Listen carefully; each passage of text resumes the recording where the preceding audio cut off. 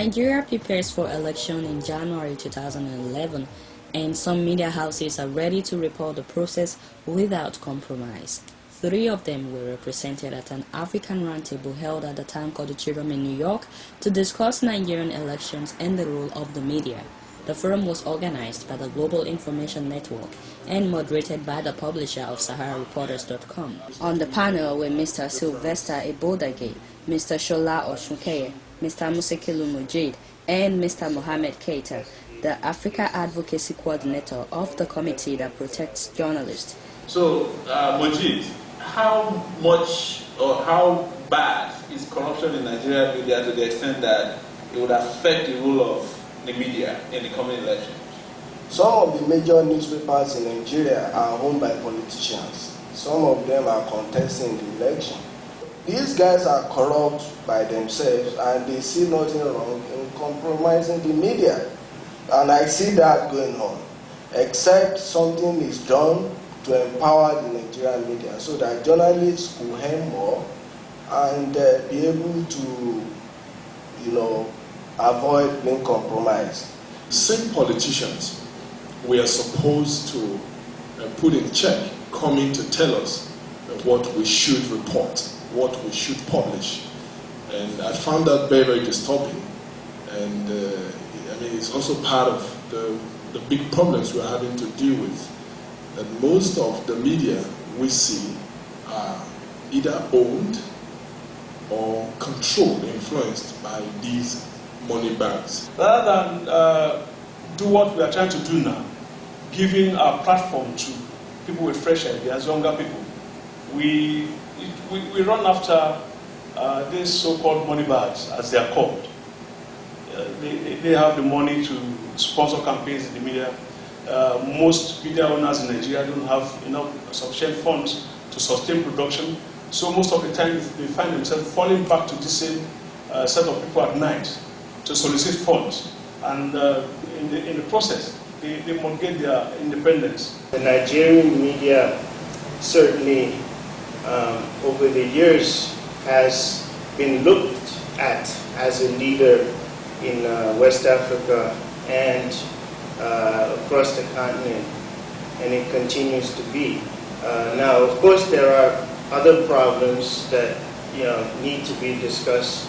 For instance, there's a lot of work to be done for the press because up to this day, Nigeria still has in its books laws that were set up by the colonial rulers and then the military rulers of the country, essentially to restrict the press. Yeah, I just like to add, like your newspaper is owned by a politician, Yes. And who is facing charges of corruption. So, how do you handle that if he prefers a candidate and you, as an editor, prefers another? So, how do you handle that? Well, we've been fortunate in that respect because, to be very fair to the man, he does not interfere in our editorial policies.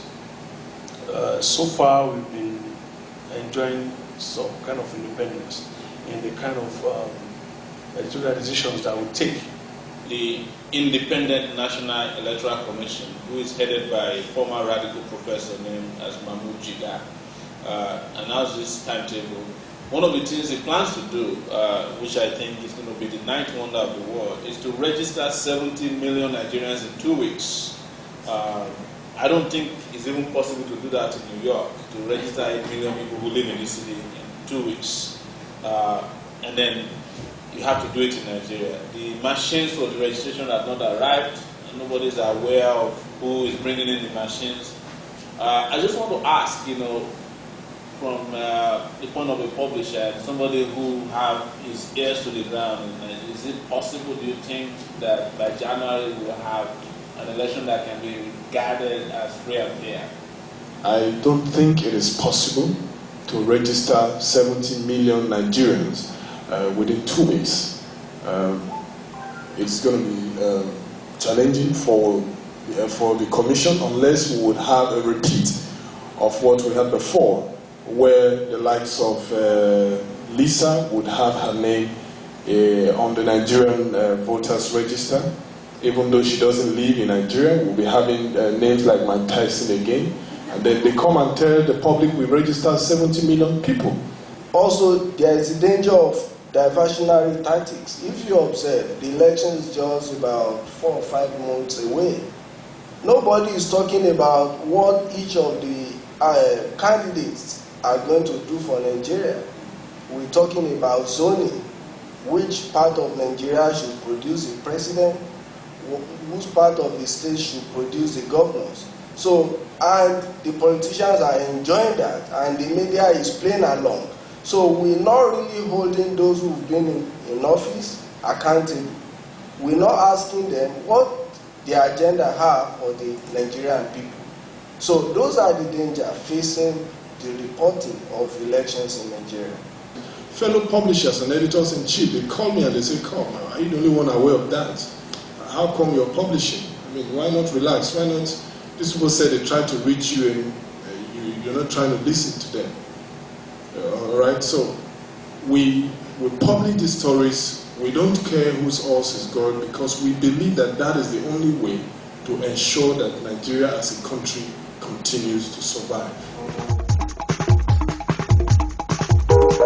I think the problem is that there is a lot of lackadaisical, I mean, it's not lackadaisical attitude, they just don't believe that debates matter, because the people who win elections in Nigeria don't win it based upon acceptance from the populace.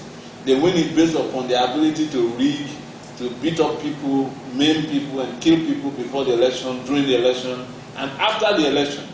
There are all these issues with organizing debates with broadcasters. Might also be rooted in the fact that from the get-go, like in 1992, under the military regime, they set up a law to regulate the broadcasting sector.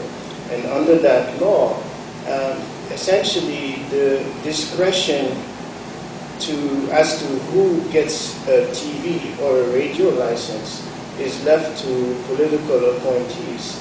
It's anywhere between the Ministry of Information and the President. So with that, you have a system that is set up where essentially it's political appointees that decide who gets a license. Access is also a huge problem, as you said. In Nigeria, we have 36 states in Nigeria, and each of the states has its own TV stations, publicly owned TV stations. And those TV stations are beholden to the ruling, party or government. So they do not say anything good in the opposition. So such stations definitely will never allow debate. Each time there's an election, those that you see in the front are those with very, very deep pockets. Their pockets are so deep they can manipulate any process, and that's why essentially nothing seems to work in Nigeria, because they will subvert any law even before that law gets through Congress. The coming elections, if the media will not stand its ground, if we will not be as objective as we are supposed to be, if we refuse to be as proactive as we should be, I think the whole world should hold the Nigerian media responsible for whatever becomes of the coming elections. Yes, next time we're going to make sure that there's a female representation, and beyond that, we're working towards a female Nigerian president. The men have messed up for too long. All right? Thank you very much, and have a good night. For more information and updates on upcoming roundtables, contact Lisa Vives at Global Information Network. In New York, I'm Adiola Oladele. Ẹ ṣé o, ẹ ṣé o, ẹ ṣé o, ẹ ṣé o, afrojuju lẹ fẹ́ gbọ́ o, ẹ ṣé o.